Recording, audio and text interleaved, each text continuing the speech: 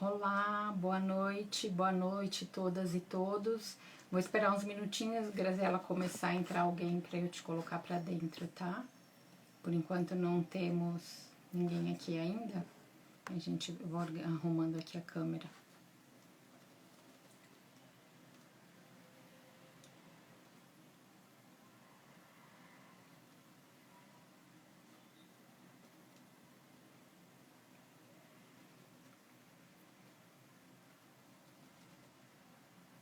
Cadê todo mundo fazendo compras de Natal? A Graziela já tá aqui com a gente.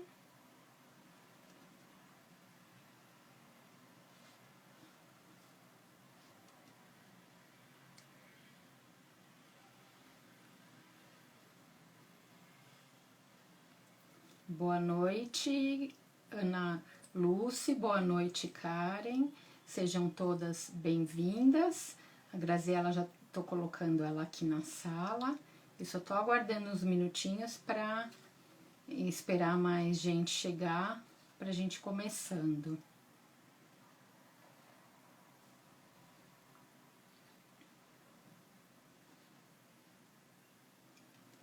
Sejam bem-vindas. Eu tô fazendo aí algumas lives por conta dos 16 dias de ativismo pela erradicação da violência de gênero, né? Que é uma campanha mundial da ONU, e hoje é uma segunda live. A primeira foi segunda-feira no perfil da Giovanna Antonelli. Boa noite, Lorena. Boa noite, Érica. Vou começar aqui. Boa noite, Luca. Vou começar aqui, colocar a Graziela para dentro. Tava só esperando chegar mais um pouquinho de gente.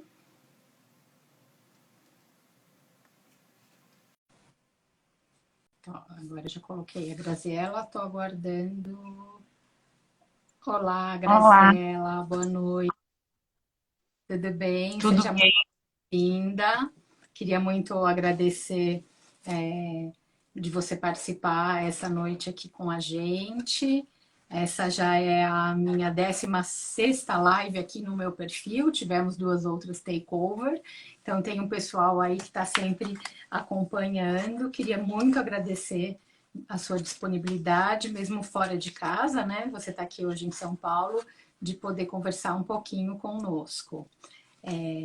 Vou começar fazendo uma introdução e te apresentando. Nós estamos nos 16 dias de ativismo pela erradicação da violência de gênero, e o objetivo principal da Organização das Nações Unidas nessa campanha, que é chamada Orange the World, Pinte o Mundo de Amarelo, é acabar com a violência contra meninas e mulheres até 2030, através de ações educativas e de prevenção, entre outros pilares da campanha. Então, por conta disso, eu convidei a doutora Graziella, que é alguém que realmente entende de educação sexual, para essa live aqui hoje no meu perfil. A doutora Graziella é doutora com 3 pós-doutorados em educação.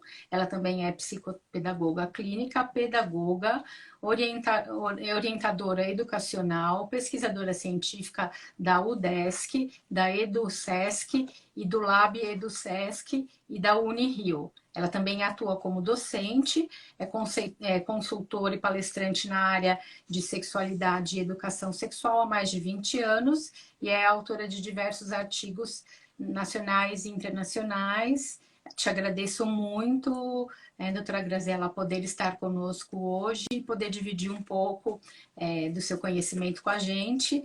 A doutora Graziella tem um impedimento e vai poder ficar com a gente só até as 20h10, mas nós continuaremos até as 20h30, e aí eu abro esse espaço para as perguntas e os comentários dos participantes também. Passo a palavra para você, Graziella. Fica à vontade para dar suas boas-vindas para o público, e aí eu já começo a seguir aqui nosso roteirinho. Olá, Daniela, muito obrigada pelo convite. É um prazer estar aqui com vocês, com o teu público. O meu público também vai estar chegando, receberam.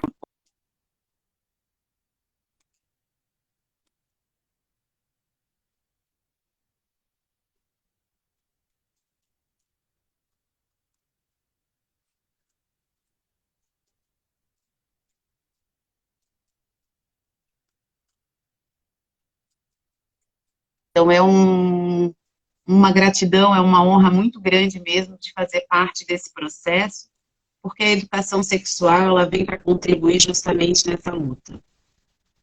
Sim, é uma luta que parece que não cessa nunca, né, Graziela? E a gente precisa ir pensando nisso, que eu pensei da importância de unir forças com você, que está aí na educação, eu estou na saúde, né? Então tem aí um contraponto aí bastante importante da gente poder discutir nesses 40 minutos, né? Primeiramente, eu acho que seria importante que você nos explicasse o que que é educação sexual, qual que é esse conceito, o que que você entende? Daniela, uma grande, assim, dentro de todos esses anos de estudo, de várias pesquisas, a grande dificuldade, eu começaria por aí, dizendo que a dificuldade da inserção de uma educação sexual nas instituições de ensino se deve, um dos grandes motivos, é pela falta de entendimento do que é sexo e o que é sexualidade. Quando se fala em Uhum. educação sexual, as pessoas, na maior parte das vezes, elas entendem que nós vamos falar sobre sexo, por exemplo, já na educação infantil. Os parâmetros curriculares, né, uma das nossas leis que regem e que nos dá.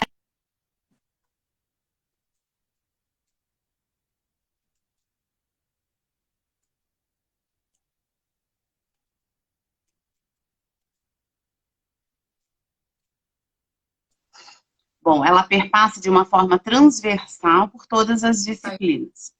Quando não há um entendimento do que é sexo e sexualidade, então eu vou começar por esclarecer, a sexualidade é algo Uhum. muito mais amplo. Costumo dizer para os meus alunos e todas as formações que eu já dei, que a sexualidade, como se fosse algo muito grande, né? Somos nós. Então, onde a Graziela for, a sexualidade vai junto. Onde tudo que eu fizer, então a sexualidade está relacionada à forma como eu me vejo no mundo, como eu estou no mundo, como eu me coloco, como eu me visto, o que eu gosto, o que eu não gosto, né? Os cheiros, os gostos, os valores, as emoções. Isso tudo é sexualidade. E o sexo também faz parte dela.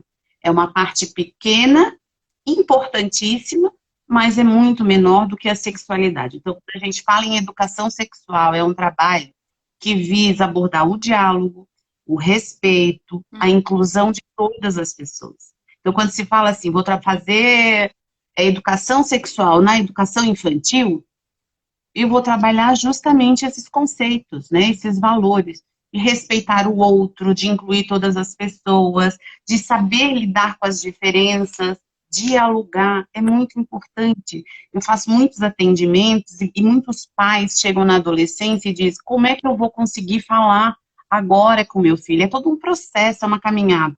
Então, você começa desde os pequenos, então a nossa sexualidade é desde o momento que a gente nasce. Isso só vai acabar quando a gente morre. Então, Uhum. quando a barriga da mãe, os pais já podem ir conversando com essa criança, vão trabalhando esses valores que são importantes. Então, não existe educação sexual sem diálogo, sem respeito, sem inclusão. É nesse sentido que a gente trabalha essa educação sexual e a gente chama uma educação sexual emancipatória, aquela que Uhum. visa, né, dessa forma. Então, nós não vamos abordar a questão do sexo na educação infantil, por exemplo. Para cada faixa etária, os parâmetros curriculares, ele vai nos trazer, né, os temas necessários de serem abordados. Agora, nós não podemos querer jovens, adolescentes responsáveis, né, porque o que a gente quer? Nós queremos adolescentes como? Nós queremos adolescentes que não tenham gravidez não planejada. Nós queremos adolescentes livres das infecções sexualmente transmissíveis. Nós queremos adolescentes que não sofram e nem cometam violência sexual. Não é isso? Nós queremos tudo Sim. isso. Mas como se nós não fazemos nada? Se a escola não trabalha, se as famílias não abordam, não é? Porque a sexualidade é ainda, claro, né? Nós temos alguns avanços e muitos retrocessos. Se nós não falarmos, como é que nós teremos esses jovens responsáveis como a gente quer? Uhum. Não é? Então, nesse sentido, a educação sexual, eu não vejo um outro caminho que não seja com a Sim. educação sexual. Agora, é muito importante, para passar já a palavra para ti, Daniela, é que nós entendemos, eu enquanto, né, grupo de pesquisa, dos quais eu faço parte, dentro de toda a minha linha de estudo, que a primeira educadora sexual é a família. Família, né? Porém, A gente pensa igual. a família. Só que, como a sexualidade ela é carregada de mitos, de tabus, de preconceitos, e eu não tenho um culpado, né? Nós, de geração em geração, foi dessa forma que nós fomos sendo construídos. Né? Essa construção A gente, social, de jeito. é verdade, a gente não entendeu, né? Sim, é exatamente isso. E o que eu costumo dizer para os professores, para as famílias, né, dentro dessas formações que eu dou, não se sintam culpados, mas eu entendo que não dá mais, não dá mais, não cabe mais não fazer nada. Então, tudo bem, né? Esse pai, essa mãe, essa família, esses professores que não sabem a abordagem de uma educação sexual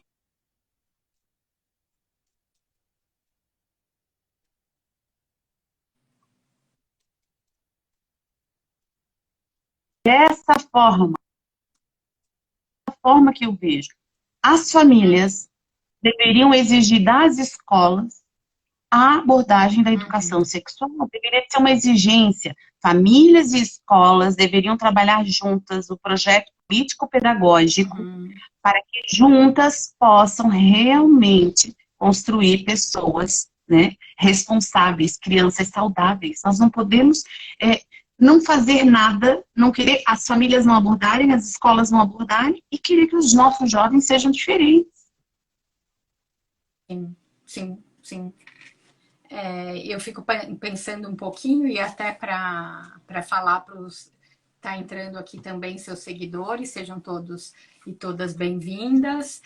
Até para quem não me conhece, eu sou Daniela Pedroso, eu sou psicóloga e mestre em saúde materno-infantil e eu trabalho há 23 anos com a questão da violência sexual, né? Eu trabalho aqui em São Paulo, no hospital que é referência no país para essa questão. E assim, é impossível a gente pensar na questão da violência sexual, sem falar em prevenção, e eu entendo a prevenção como um caminho construído a partir da educação sexual, né? E esse ano que foi um ano bastante, a gente pode dizer até conturbado, né?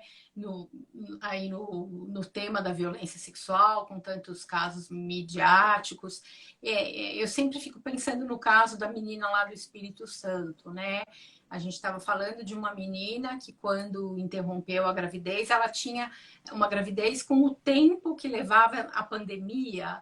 Será que, se ela tivesse na escola, será que aquilo não teria vindo à tona de outra maneira? Enquanto a gente entende que a escola é um espaço de acolhida para crianças e adolescentes, né? A gente teve um aumento da violência doméstica em quase 50%, um aumento da violência entre meninas até 14 anos de idade, né?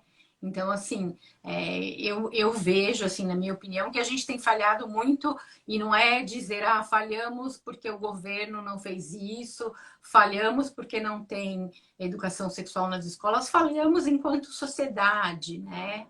Eu acho que isso é o mais grave, né?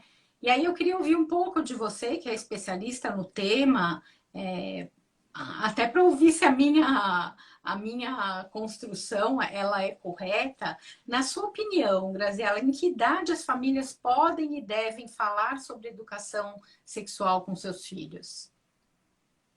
Desde sempre, partindo do princípio, né, que a educação sexual, ela aborda, né, esses conceitos que eu falei, né, a questão do respeito, da inclusão e do diálogo, abordando dessas três formas desde sempre, né, entendendo que a educação sexual ela é muito ampla, ela vai fazer uma abordagem da sexualidade e não do sexo. Então, desde pequeno, o respeito ao colega, né, o respeito às diferenças, dialogar sobre as curiosidades das crianças. Vamos imaginar assim, Daniela, as crianças, elas estão carregadas de curiosidade, elas vão passar por fases de descoberta, de se começarem a se conhecerem e entenderem. Se nós, enquanto pais ou professores, não respondermos essas dúvidas, se nós não criarmos esse vínculo, esse elo, né, de acolhida, de escuta, eles vão buscar em outros lugares. E aqueles pais, em outros espaços, sim. E aqueles que não fazem as perguntas, não é porque não têm curiosidade, é porque já encontraram um outro caminho, porque não se sentiram à vontade de perguntar para as suas famílias, nem para aquele professor. Então, a curiosidade, ela é nata. Então, essas crianças, elas vão buscar em outros espaços. Então, nós precisamos estar abertos. Então, desde sempre, desde sempre. Uhum. E tem uma coisa que você falou anteriormente que chama muito a minha atenção quando você fala da questão do tabu, né, em torno da sexualidade, e eu que tenho lugar de fala da violência sexual, a gente sabe que o abuso sexual é uma questão transgeracional, né, que vai acontecendo de geração em geração, então, e aí isso aumenta a dificuldade das famílias conversarem com seus filhos, né? No caso, com seus netos, seus sobrinhos, enfim. Porque se alguém que passou por aquilo é alguém que não recebeu educação sexual, que não recebeu orientação, então é muito mais difícil tocar nesse assunto, né? Sim, extremamente. Então, esse tabu, né? A gente precisa quebrá-lo. É nesse sentido que eu entendo que mesmo as famílias sendo a primeira educadora sexual, se nós não tivermos uma mudança, a escola precisa acolher essa família. O que é uma escola? A escola é um centro, né, fidedigno de saber. Uhum. Então, essa escola que tem profissionais, né, onde deveriam de ter profissionais capacitados, devem acolher esses pais. Porque nessas angústias, né, desses mitos, desses tabus, da forma como eles foram construídos, alguém precisa acolhê-los. E eu digo mais, por exemplo, eu sou egressa da Universidade do Estado de Santa Catarina, que há mais de 30 anos tem a disciplina, sou pedagoga, obrigatória de educação sexual. Uhum. Foi uma das primeiras, se não a primeira do Brasil a ter essa disciplina. Todos os cursos deveriam ter na sua graduação. Porque quem são as pessoas que estão lá nas universidades hoje? Os futuros pais.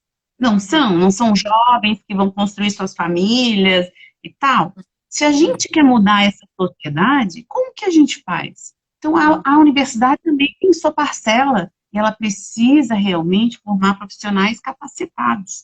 E também continuar, né, com formações continuadas, não só a formação inicial, mas formação continuada. Hoje nós já temos mestrado, doutorado na área da sexualidade, então isso também já é um avanço, porque outros caminhos estão se abrindo, mas é muito pouco diante de um tamanho de um país como o nosso, e diante de um número gigantesco, né, estava vendo aqui uma média de estupro por dia de 180, nós tivemos um crescimento de 4,1%.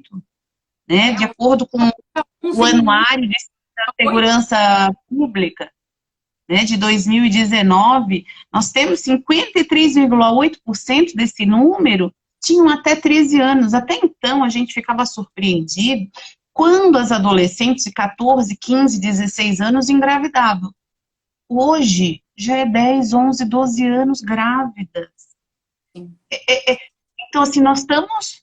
Né? De que forma nós estamos contribuindo? E, sinceramente, as famílias e os professores e as escolas deveriam de ser, aqui, tá? Fazendo uma referência, penalizadas por não quererem a abordagem de uma educação sexual. Alguém tem que ser responsável por essas ações.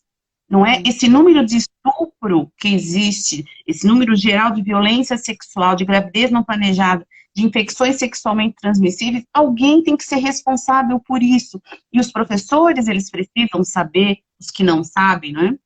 estou falando de uma forma geral e as famílias, que há toda uma legislação por trás que dá um respaldo.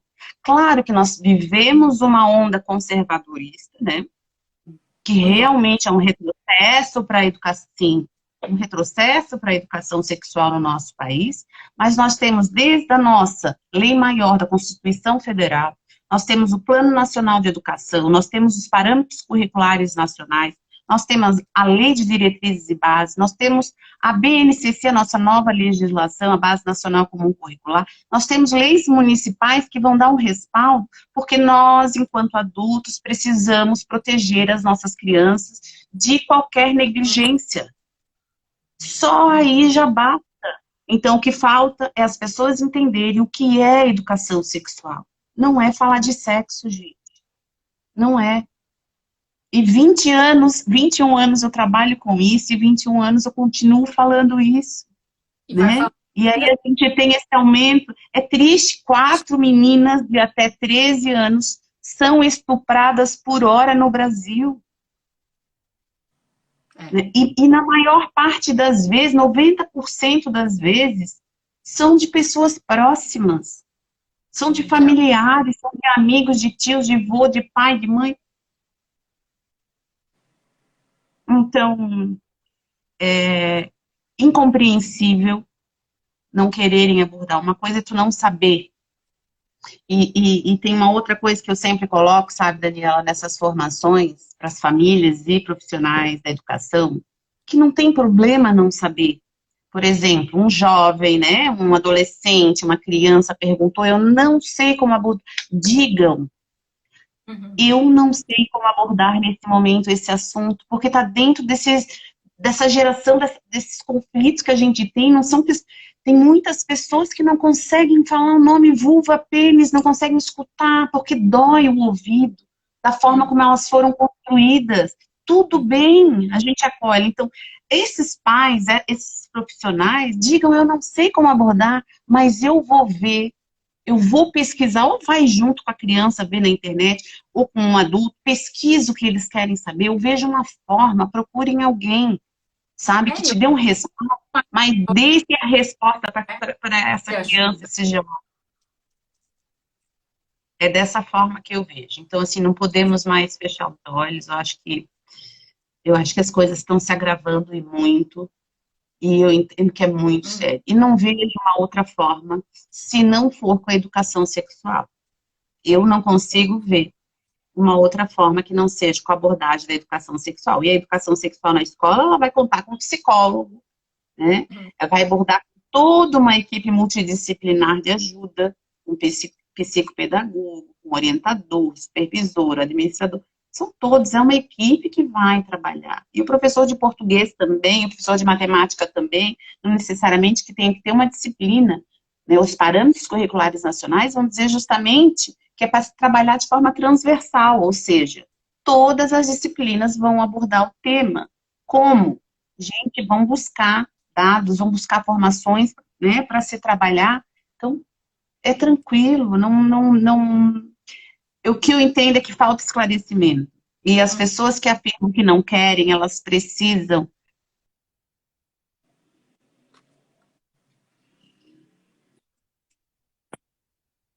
ir um pouco e dizer assim, puxa vida, eu não sei, mas eu quero saber porque eu preciso fazer alguma coisa diferente. Né? Eu preciso mudar essa realidade, não é mais possível continuar desse jeito.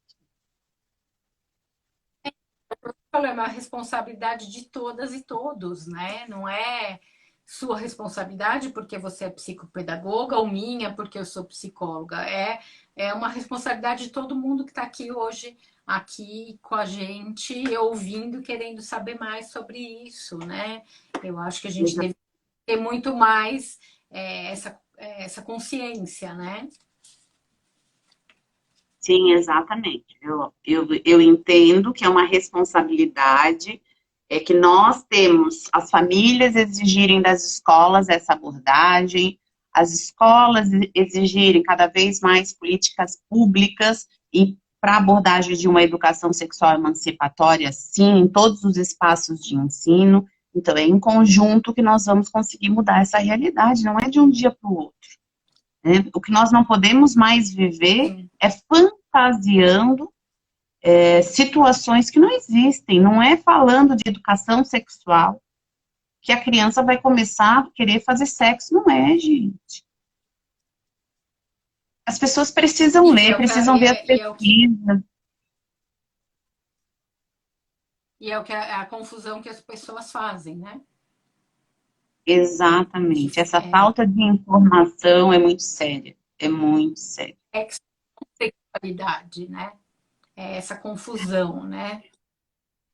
Esses dias fiz uma live com a Regina Navarro Lins e foi muito interessante que quando ela falou da tal da ideologia de gênero, né, que não existe, essa ideologia de gênero criada, enfim, ela disse assim, ideologia de gênero é o azul para menino e o rosa para menino. Ideologia de gênero é quando você diz que menino não pode brincar de boneca e menina não pode brincar de carrinho, né? Sim. O que nós precisamos é simplesmente deixar eles escolherem. Quando nós não percebemos que isso foi uma construção, construíram rosa para menino, azul para menino, menino não brinca. Então, são muitas questões para desmistificar, sabe? É um trabalho que realmente, por isso eu faço, gosto do que eu faço, continuo, me desanimo, me reanimo, mas desistir jamais, jamais. E eu entendo que todos nós juntos vamos mudar essa realidade, só assim. Nós precisamos mudar desse jeito. A, deixa eu ver aqui, a Simone está colocando que precisamos abordar o tema com naturalidade, orientar os Exato. filhos. Com certeza, Simone, é isso mesmo. É isso mesmo. Uma forma muito natural, muito tranquila. Graziela, pensando na questão da educação, o que você é sexual, claro, mas o que você entende como prevenção da violência sexual? Você exatamente que fala de outro lugar, que fala do lugar de uma educadora, né? Eu queria ouvir de você a sua opinião, como que você vê aí o papel da prevenção da violência sexual. Então, quando a gente trabalha a educação sexual nessa perspectiva emancipatória, respeitando as diferenças, né? Trabalhando por uma equidade de gênero, então, o que que a gente faz? A gente trabalha esse respeito, trabalha o diálogo, e só assim se constrói uma base para que haja realmente essa disseminação desse machismo, que nós vivemos numa sociedade extremamente machista, né, onde o homem tem um poder sobre a mulher na grande parte das vezes. Muitas mulheres se consideram, inclusive, dessa forma machista. Então, nós precisamos mudar essa realidade. Quando a gente trabalha, a gente vive numa sociedade heteronormativa, quando a gente não respeita Uhum. tudo isso foi uma construção. Então, eu trabalho, penso que a base principal é o respeito, a gente respeitar as pessoas, os seres humanos, independente de raça, de cor, de orientação sexual, de qualquer coisa, de ser homem, mulher, independente, nós precisamos respeitar o ser humano. Então, quando você trabalha o respeito desde a infância, eu acredito que essa violência sexual não estaria no nível que está. Uhum. Sim, sim. E é o que você falou, né? Os dados de 2019 mostram pra gente como as coisas têm piorado ano a ano, né? Porque nossa, 4 meninas de até 13 anos, gente, estupradas por hora. Muita Nossa, coisa. é demais, é demais, é demais. E assim, e ainda estima-se, dentro desse relatório anual da Segurança Pública de 2019, que esses dados sejam 3, 4 vezes maiores, né? Porque muitas pessoas Isso no não mundo, denunciam. porque o Muitas estupro pessoas, é mais notificado. sim, não notificam. Exatamente isso. Então, esses são dados de pessoas que tiveram a coragem, porque aquelas pessoas que sofrem violência psicológica, física, né, muitas vezes não conseguem. não conseguem fazer a denúncia, estão extremamente carentes de tudo, né? Inclusive de forças para fazer uma denúncia, se sentindo numa situação muito ruim. Então, Sim, esses dados e o com que, certeza são maiores. sim, e o que a gente vê no serviço de saúde, no serviço público, é isso, né? Apenas 10% é quem busca ajuda imediata, então é quem tem acesso a prevenir uma gravidez indesejada, é quem tem acesso a até não só prevenir uma DST também. Então, assim, é muita coisa que precisa ser falada ainda. Eu sempre acho que, assim, às vezes parece que não sei se você tem essa sensação na sua área, mas às vezes parece que a gente está sempre repetindo os mesmos conceitos, as mesmas informações, mas eu acho que vai ser assim para sempre, né? Nosso papel enquanto educar é o papel orientar também, né? Poder falar, desmistificar, eu entendo muito dessa maneira, Graziela. Eu também entendo assim.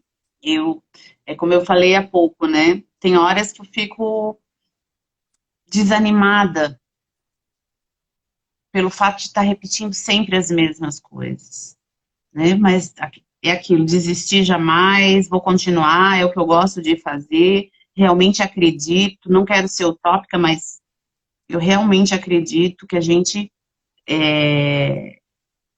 tem condições de mudar esses dados, sabe? A Uhum, gente tem condições de mudar se as famílias começarem a exigir das escolas, as escolas dos governos, né, dos governantes e assim por diante. As universidades também para abordagem dessa temática. Então, assim, aqueles que têm um pouco mais de conhecimento nessa área, ajudem, ajudem a cobrar, cobrem da escola, não coloquem seus filhos numa escola que não tem educação sexual. uhum, Vejam o projeto político-pedagógico da escola, que é o projeto que vai. Como é? Que tem o caminho do que vai ser feito com a escola, com seus filhos. Vejam esse projeto. A participação dos familiares nesse projeto é de extrema importância. Então, os pais que têm mais conhecimento exijam das escolas. Deveria ser o contrário, né? Então a gente fica amarrado para aqueles que não querem. Bom, então eu fiz aqui umas 2 lives um tempo atrás com a diretora de um colégio de Florianópolis, estou falando de São Paulo. O colégio se chama Dom Rafael, ela é minha amiga, fez psicopedagogia comigo.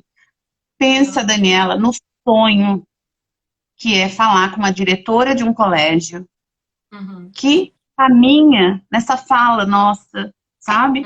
Que consegue entender aquelas crianças, que consegue ter uma abertura para abordar os assuntos que eles trazem, sabe? Que uhum. consegue trabalhar de uma forma mais humana, sabe? Mais acolhedora, sensível, porque é isso, né? Amorosa, como diria o Paulo Freire, né? Então, nessa relação amorosa, a gente precisa disso. As nossas crianças pedem isso. Afeto, né? E não tem, né? Exatamente. É muito É, bom dialogar com escolas que realmente acreditam e que têm um compromisso, né, com a legislação nacional, as todas que eu já falei. uhum, Não existe uma lei que exige isso, que exige, que nos diz isso, né, nos respalda nesse sentido. Então, é preciso saber colocar a mão na massa e realmente exigir das pessoas que cabem. Graziela, como você precisa sair daqui 5 minutinhos, só falar para quem está aqui que a gente vai continuar até as 20h30, que eu vou abrir para as perguntas dos participantes. Eu queria passar uma última pergunta para a Graziela, antes dela se despedir da gente. Tá? Como eu falei hoje no início, para quem chegou depois, a ONU assumiu um compromisso de erradicar a violência de gênero até 2030. Como que você vê a participação do Brasil em ações como essa, Graziela?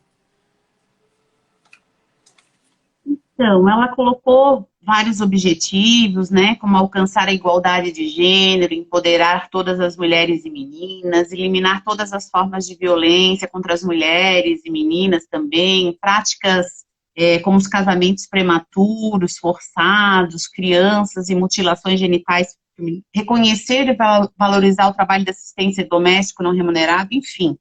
Ela traz uma série de metas, de objetivos. Como é que eu vejo isso? Nós realmente precisamos colocar em prática. Só que eu não consigo ver a prática. Nós temos essas metas, nós temos, está dentro, né, do objetivo da ONU para até 2030 erradicar, sim, com a violência sexual, mas realmente nós precisamos colocar em prática. Então, se as escolas não trabalharem,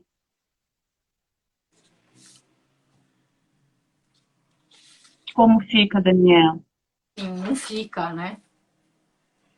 Não fica, né? Então, se as escolas não trabalharem, não fica. Se os professores não tiverem formação, não tem como a gente avançar nesse sentido. Tudo bem, há políticas públicas, sim, mas eu quero ver lá na prática. Essas crianças precisam desse respaldo desde a infância. Não adianta exigir lá do jovem, do adolescente, algo que ele faça diferente se ele não teve, nem em casa, nem na escola, né, essas orientações. Se eles não têm qualquer espaço. Com o advento da internet, então está em qualquer lugar, né? Está em qualquer lugar. Né? E aí é o que você falou anteriormente, né? O que preocupa é a qualidade da informação que eles podem receber, né? É diferente, né? Porque informação tem em todos os lados, né? A grande maioria, claro que tem uma parcela da população que realmente não tem esse acesso, infelizmente, mas há muita informação. A questão toda do trabalho da educação sexual é construir esse conhecimento. Informação é uma coisa. Em cima dessas informações, a gente vai construir o conhecimento. Não basta só ler.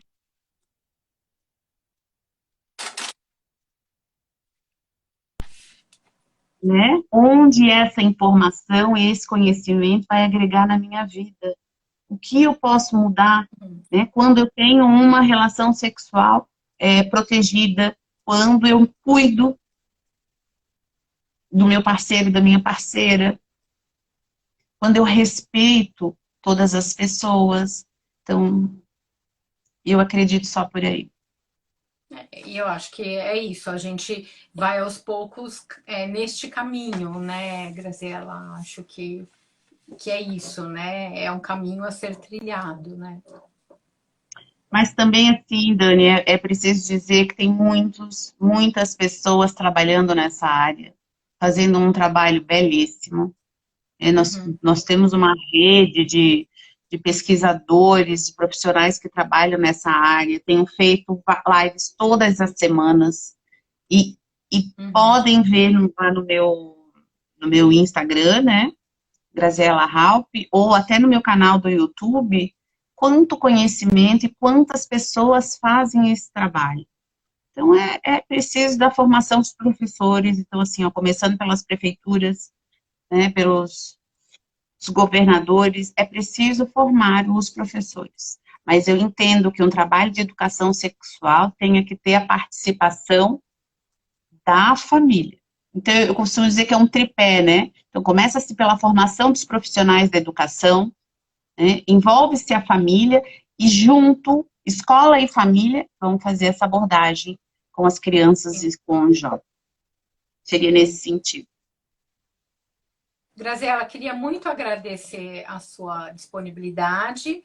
Para quem chegou depois, a Graziela vai precisar sair agora, já está dando o horário dela, mas eu vou continuar aqui com vocês mais 20 minutinhos, abrindo para as perguntas dos participantes. Então, assim que ela se despedir, eu vou falar um pouquinho só de umas regras para a gente poder dar palavra para todo mundo. Graziela, muito obrigada mesmo.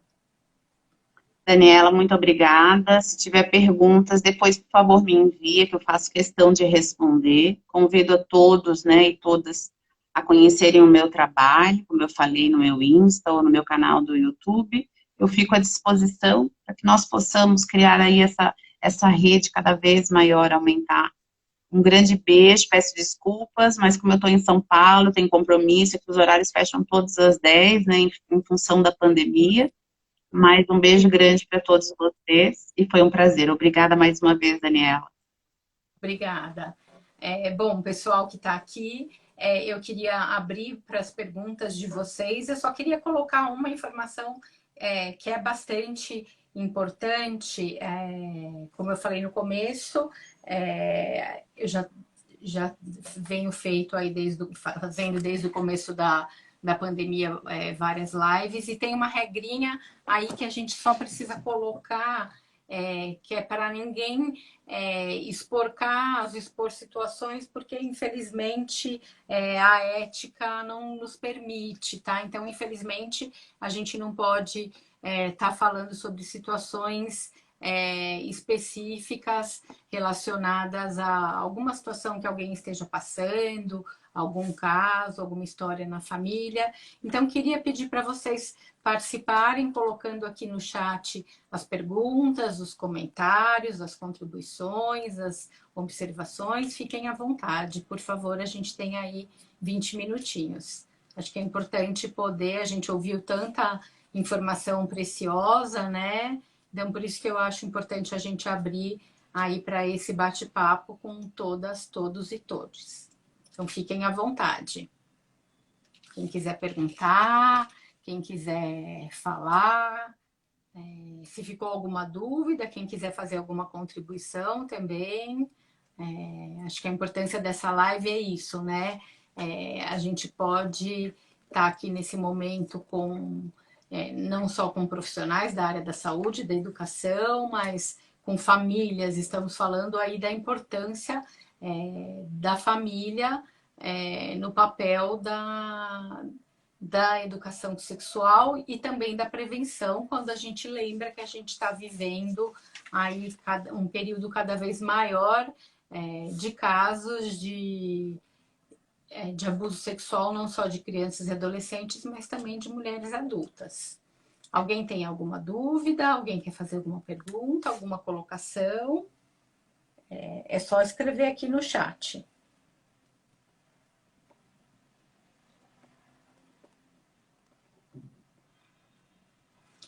Lembrando para todo mundo, né, que a gente está passando pelos 16 dias de ativismo pela erradicação da violência de gênero, né?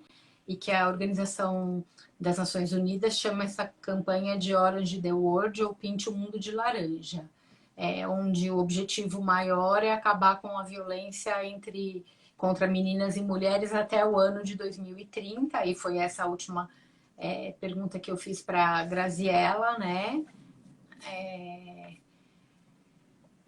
De como que ela vê na experiência dela, enquanto educadora sexual, o caminho que a gente, enquanto Brasil, enquanto sociedade, está trilhando, né? Então, queria ouvir também um pouquinho de vocês. Podem usar o chat, fiquem à vontade, tirem suas dúvidas. Acho que a gente tem aí 15 minutinhos que é possível vocês se colocarem, tá?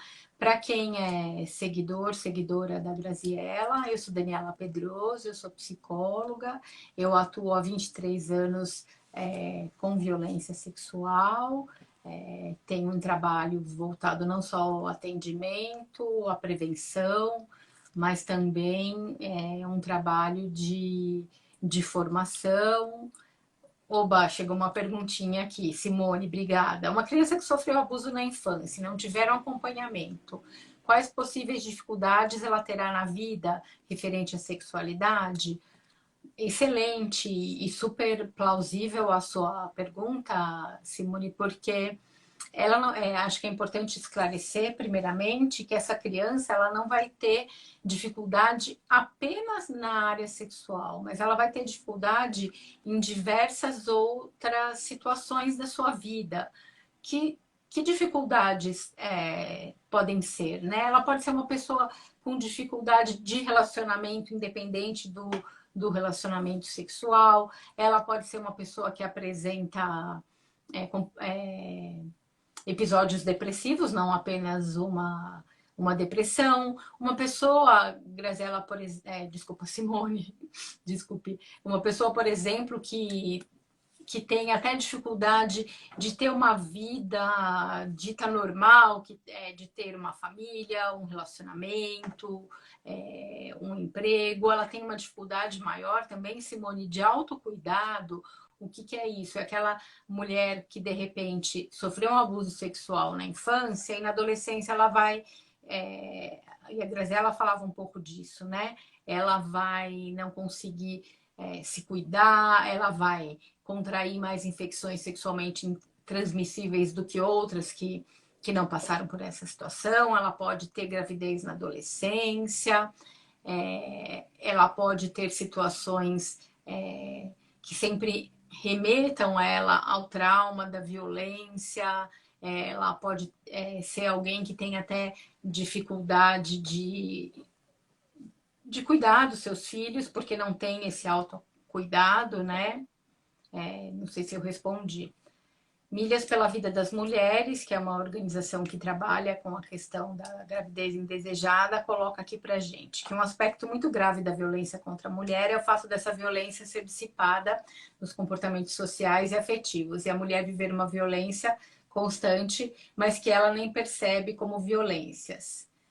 E aí a Milhas fala também dos gráficos que eles têm sobre isso, né? A gente está falando, então, de uma mulher, muitas vezes, que vive um relacionamento abusivo e que demora para se dar conta disso, né?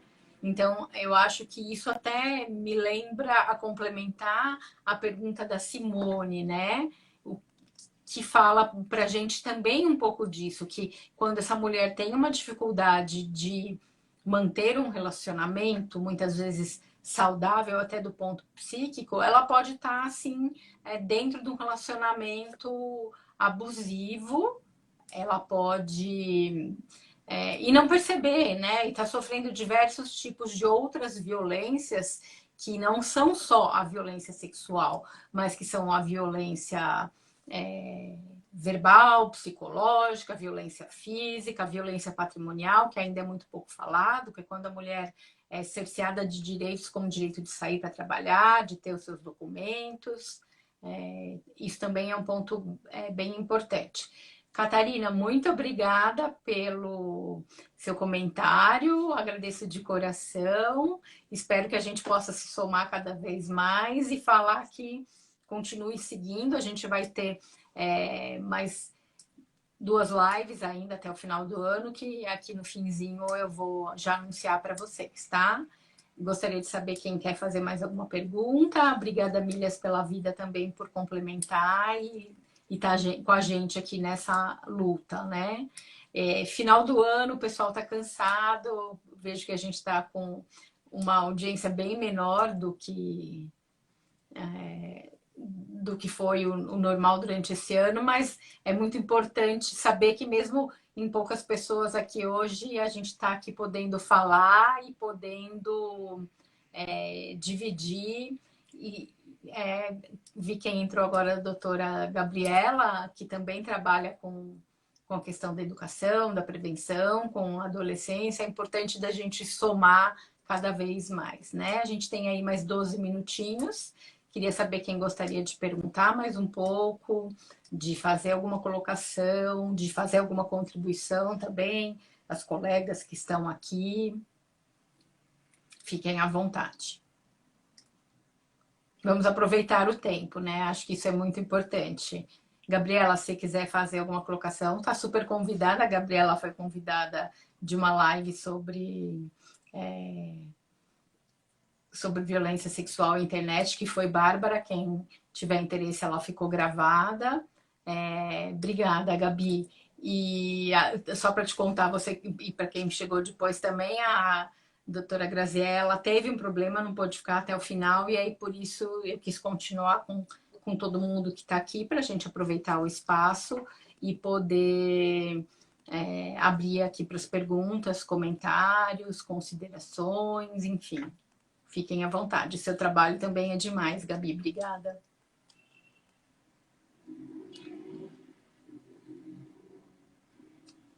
Ninguém mais, gente? Não fiquem tímidas e tímidos. A gente tem que aproveitar as oportunidades, né?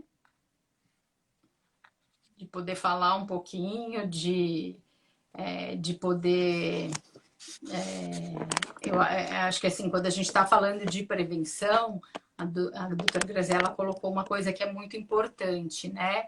Estamos falando de somar, né? De poder nos unir, de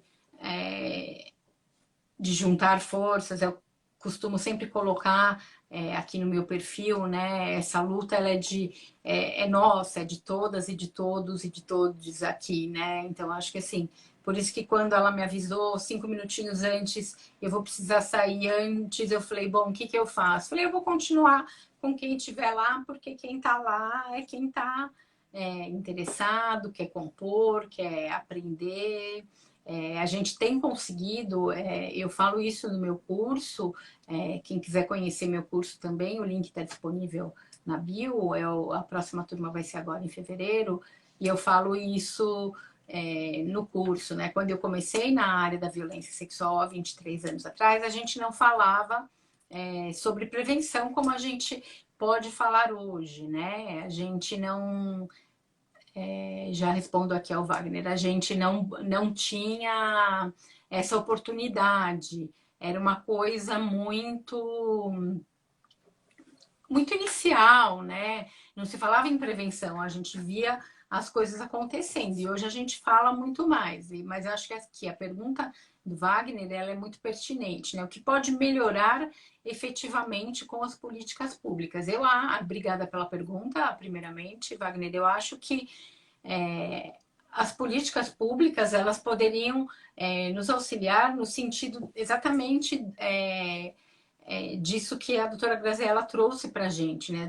Da oportunidade de se formar mais pessoas para falar sobre o tema, de poder informar, por exemplo, a família, os educadores e informar crianças e adolescentes, né? Mas assim, eu infelizmente acho que a gente está muito longe disso, né? Nós deveríamos ter políticas públicas voltadas e que pensassem nisso. E ela falou trouxe uma coisa que é muito interessante para nós, né? Que a escola deveria cobrar, né? Então a escola deveria cobrar essas políticas públicas, os pais deveriam cobrar políticas públicas, que é o que a gente não tem visto acontecer, né? Então acho que assim a gente ainda tem muito que trilhar, que batalhar, né? Boa noite, Glaucia, que chegou agora, seja bem-vinda. Doutora Graziella precisou sair, mas a gente abriu aqui para as perguntas, tá? Se tiver alguma dúvida, fica à vontade. A Catarina está perguntando se eu acredito na educação sexual nas escolas como meio efetivo. Sim. Não sei se você estava, Catarina, quando eu falo do caso lá da menina do Espírito Santo de 10 anos de idade que engravidou, aquele caso que veio à tona. Será que essa menina, se tivesse educação sexual na escola, e o que eu entendo, e agora é a gente sempre tem quando tem uma convidada, um convidado, a ideia é compor aí as opiniões. O que eu entendo de mais efetivo enquanto educação sexual? Em casa, poder falar para a criança exatamente que o corpo dela é só dela, que ninguém tem o direito de tocar, que não pode isso, que não pode aquilo. Isso, para mim, Catarina, é o primordial.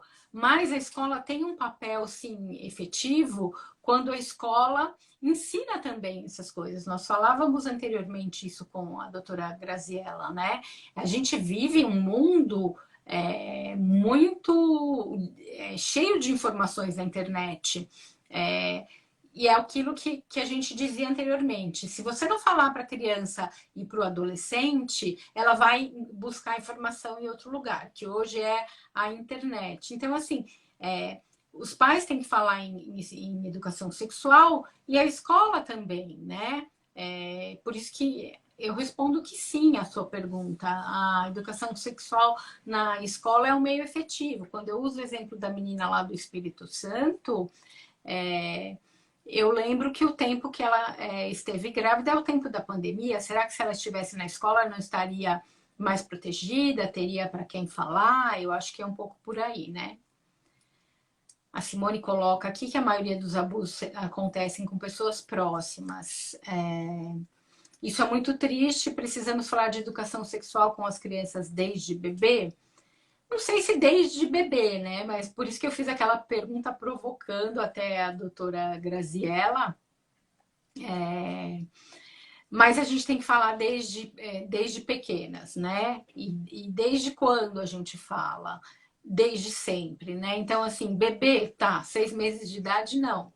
Mas 1 ano, a criança já tem um entendimento melhor. Eu sempre falo que a partir de 2, 3 anos é uma idade. E hoje, como as crianças estão cada vez mais evoluídas, mais espertas, a gente pode falar a partir dos 2 anos de idade. Hoje, Simone, eu estou vendo você aqui com uma foto com uma criança no colo, né? E talvez por isso venha a sua pergunta.